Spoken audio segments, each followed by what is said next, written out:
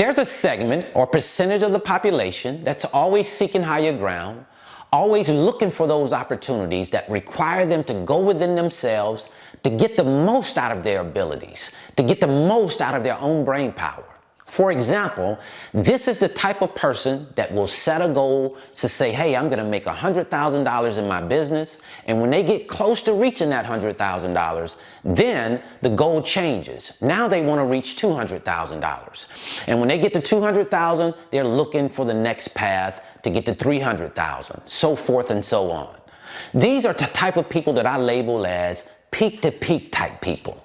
Those people that are not complacent, that are always looking to take their lives, take their businesses to the next level.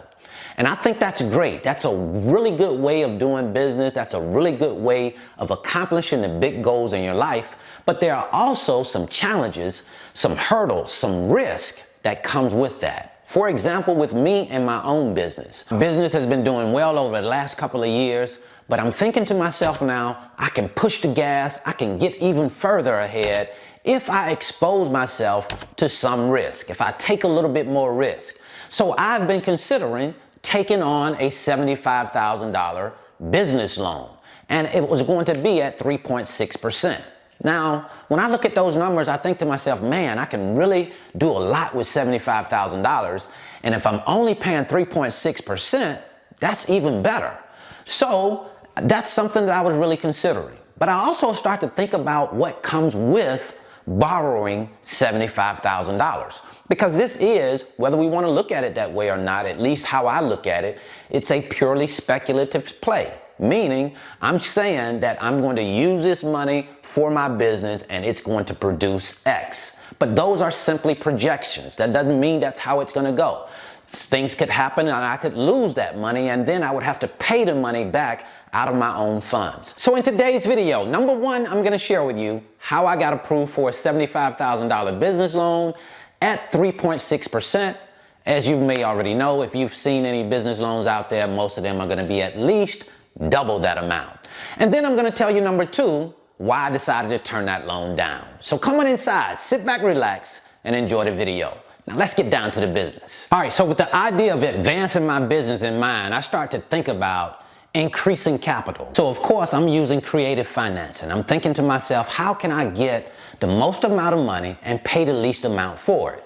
So I started to look into business loans, business lines of credit. When I started to look out there, I started to see that, hey, it's good to have business lines of credit, but I'm gonna have to pay at least 9–10% on that type of credit. And that's okay, that's not bad, but why pay 9 or 10%, 11–12% when I can get it cheaper than that? Because when we're thinking about a business line of credit, we're talking about a credit card. You're gonna have access to those funds through a credit card, and that's usually gonna be about 12% to 10%, somewhere in there.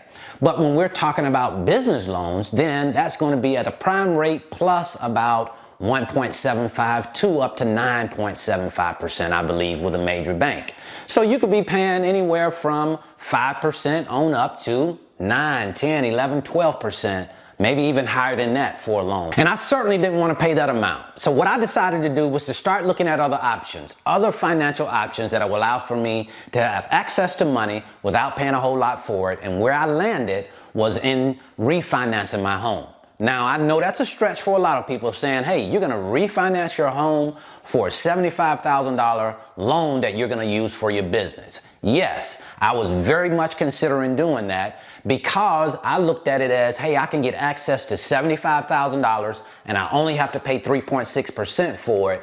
I could use that money, start investing it, invest it back into my business, invest that money into other places, and I can earn a bigger return than I'm going to have to pay back. So after looking at the benefits of refinancing my home and getting excited about the opportunities, what I could actually do with the $75,000, I decided at that point to move forward with the refinance. The numbers broke out like this. I owed about $120,000 on my home. I was going to take out $75,000, and now my loan would go from $120,000 to $195,000, about $196,000.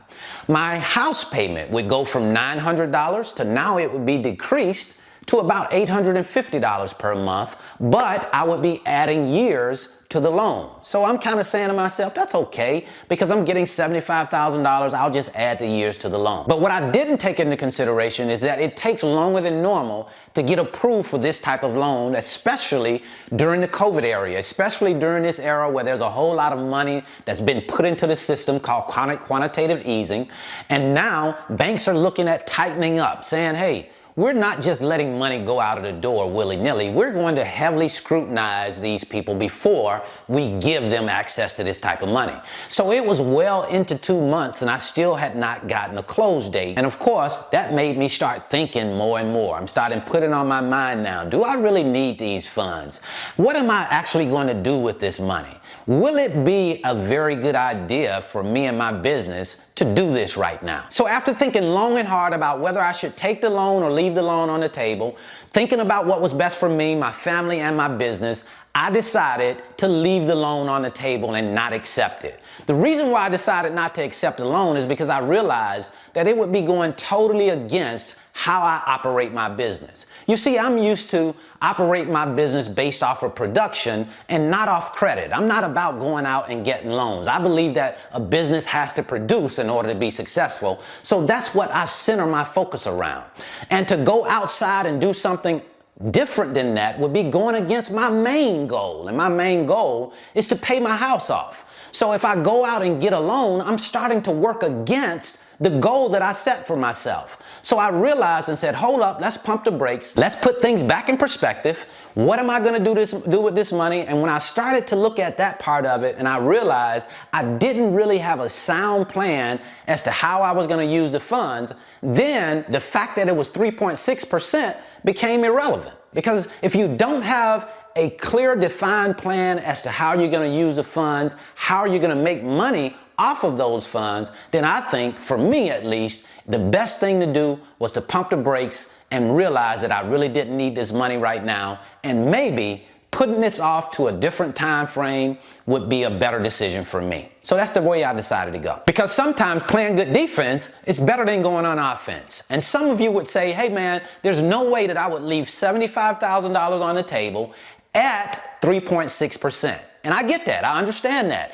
If you feel comfortable with taking on debt and you have a plan to execute to make that money back, then I think that it might be a good idea for you. You would have to decide that. It's all about personal preference. For me, I decided to go on defense and forego the offense for right now because I felt like it was a better decision for me. Sometimes it's not necessary to take additional risk sometimes. Sometimes we put ourselves in a whole lot more risk, but what is the actual reward that comes from the risk? Is it really worth it? That's the question that you have to ask yourself. And if you can say yes, it is worth it, and you're comfortable with the risk, then you may want to go for it. So that's what I wanted to share with you today. I hope this information has been helpful. If you're interested in learning more about the freight broker business, I'm going to leave a free link in the description. It's my free 5-video series titled How the Load Movement Process Works. It'll give you a look into the freight broker business, let you see exactly how the business works. It'll show me in my office moving freight, talking to shippers, talking to carriers. That way you get a really good idea of how the business works before you come into it. And then if you're interested in learning about the load board and how it works, how we search for trucks, how we post our loads, and then how we use that rate sourcing tool to get rates to our shippers, I'm going to leave a free load board tutorial right here. So in the meantime, I wish you the very best in your life and business. See you at the top because the bottom is much too crowded.